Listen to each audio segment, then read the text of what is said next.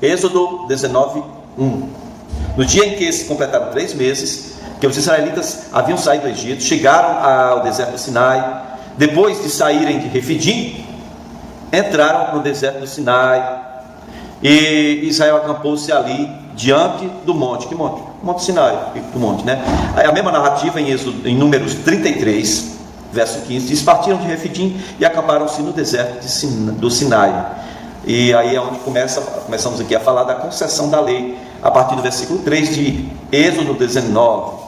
Ok, meus amigos e amigas, quero só frisar que deixei aqui anotado para não esquecer, quando fala que no dia em que se completaram 3 meses, lembra que eles saíram no 15º dia do mês de Abib, depois passou a ser chamado Nissan, né? Eles saíram no 15º dia do mês de Abib, abril para maio para junho, ok? É exatamente o monte onde Moisés teve aquele encontro com Deus, tá bom? E agora, como Deus mesmo tinha falado com Moisés, quando você tirar o povo de lá, quando eu tirar o meu povo de lá, você vai passar com o meu povo por aqui e vai me prestar culto. Esse é o local onde eles permanecerão 11 meses e 6 dias. Em Números 10, versículo 11, você vai ver que eles ficaram ali no Sinai até o 20º dia do 2º mês do 2º ano de jornada. Para que eles vão ficar parados lá, pastor? Para receber a lei de Moisés, a lei do Senhor, a Torá, né, o decálogo, as 10 tábuas da lei, etc. E então, nós vemos aqui que eles não faziam muita ideia do que iria acontecer, mas tudo foi conduzido por Deus de forma para que eles chegassem até aqui assim, de forma ideal. Já chegaram ali com os juízes, Moisés com tempo para poder ficar diante de Deus em oração, e para que fossem estabelecidas leis justas que pudessem nortear a vida dos israelitas. Ele ia precisar de tempo para Deus, e ele não podia fazer isso deixando o povo necessitado da presença dele, para julgar as questões. Agora, depois do conselho de Jetro, tudo ok, os juízes agora estavam dando conta do recado. Moisés podia realmente fazer o papel de profeta e legislador, de certa forma. Então, o monoteísmo aqui é estabelecido de forma absoluta sobre Israel, o que se torna assim a torna distinta das outras nações, né? Totalmente distinta das outras nações que são politeístas, tá certo? A dispensação da lei só vai terminar agora, na nossa história aqui, só vai terminar com a vinda de Cristo, que aí vai se estabelecer a dispensação da graça. Mas aqui é a dispensação da lei, o pacto mosaico, ok? Nós temos várias alianças aí, abraâmica e tal, e outras, mas agora é o momento do pacto mosaico. Primeiro, foi estabelecido com Israel em Jebel Musa, no Sinai, esse pacto. Segundo ponto que você precisa anotar, esse pacto consistia em 3 divisões. Grava aí, 3 divisões, o pacto mosaico em 3 divisões. Primeiro, os mandamentos que expressavam a justa vontade de Deus. Êxodo 20, versículo 1 a 26. Outra parte, outra divisão, os estatutos que governam a vida social de Israel. Êxodo capítulo 21 até o capítulo 24, versículo 11. E a terceira parte do pacto mosaico, que está ligada aos mandamentos que governam a vida religiosa de Israel. Êxodo 24, 12 até Êxodo 31, 18. Ok? São 3 mandamentos, então, grava aí, ou são 3 partes desse pacto mosaico.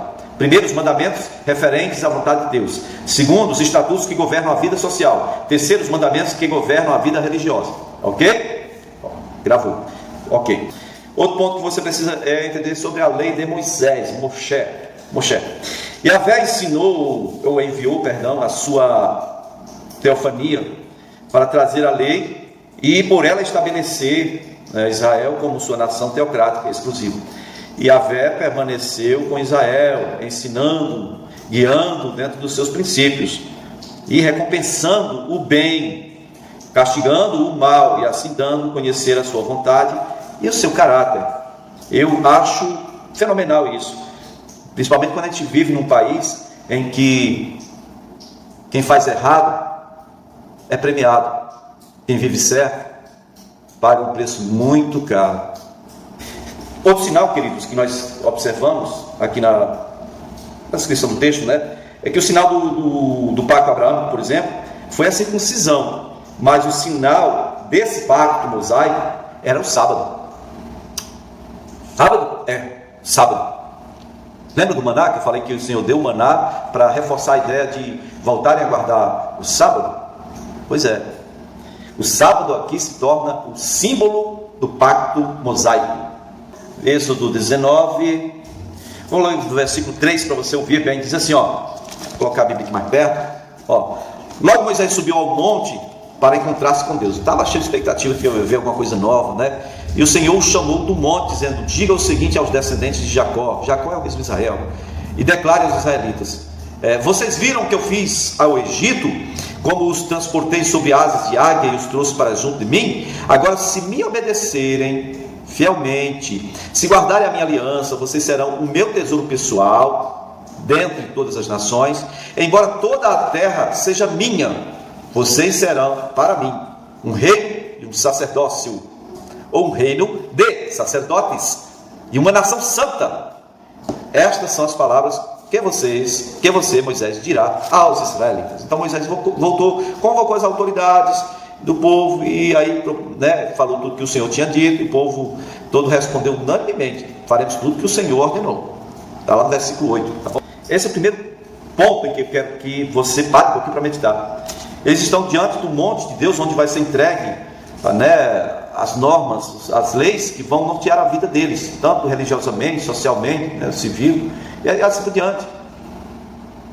Código moral, civil, religioso, intelectual.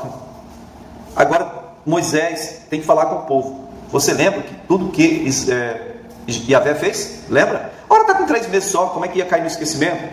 Por que Deus está querendo que eles lembrem?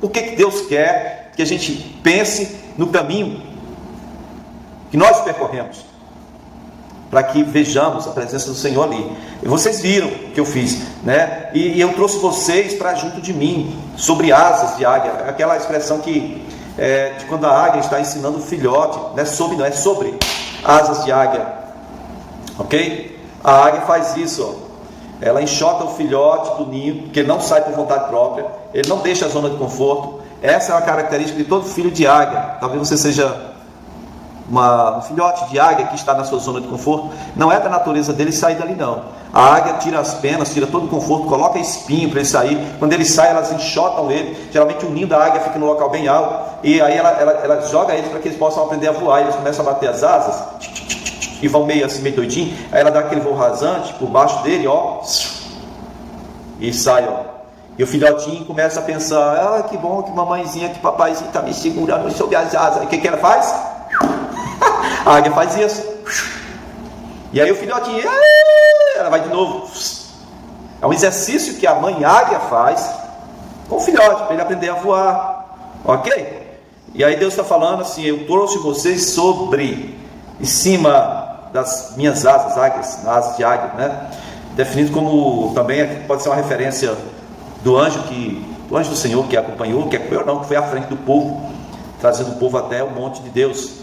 Então, os trouxe para junto de mim, versículo 5 de Êxodo 19. Embora tudo que existe pertence a Yahvé, ele escolheu uma nação para se achegar a ele, um lugar e um povo para ele chamar de filho. E esse povo é Israel, tá ligado? Tudo pertence a Yahvé, mas ele escolheu um local e uma nação para chamar de santo, povo exclusivo dele, um reino de sacerdotes, ok? É o que diz aí. Então, a minha propriedade particular, um veículo da mensagem de Deus a todas as nações. Era isso que Deus tinha em mente quando ele escolheu o povo de Israel e o constituiu como cabeça das nações. Deuteronômio capítulo 7, versículo 6, Deuteronômio 14, 2, Deuteronômio 26, 18, Salmo 135, 4, Malaquias 3, 17. Sabe, o povo de Israel teria que ser luz para os povos gentios. Salmo 67, 67, 4, né? Lucas 1, 79, melhor dizendo, João 1, 4, Atos 13, 47. É inevitável você passar por isso aqui e não lembrar. Israel foi constituído como um reino de sacerdotes para ser uma luz para todas as nações, as outras nações, gentios, né? Versículo 6, vocês serão para mim um reino de sacerdotes, uma nação santa. O sacerdócio era aqui depois vai ser estabelecido como os descendentes de Arão. Arão quem é? Irmão de Moisés. Da tribo de quem? Tribo de Levi. E aqui Yahvé está dizendo de uma nação que todo mundo aí tem que ser sacerdote. Em que sentido? Todo mundo ia ser sacerdote? Não, é que todo mundo teria a lei do Senhor para ensinar os outros povos. Seria uma luz para os outros povos, no sentido de comunicar esses princípios e leis de Yahvé às nações gentias, tá certo? Eles seriam os detentores, administradores da Torá. Nação santa, ou filho escolhido, filho primogênito de Israel, né? E está ligado aqui a ideia de santidade, uma nação que foi adquirida por meio de um pacto no Sinai. A lei não alcançou aquilo que pretendia, como eu já disse. Não é simplesmente ter a lei, mas observá-la 100%. Esse é o ponto, né, que torna tudo impossível. Ninguém consegue observar 100%, só Jesus mesmo.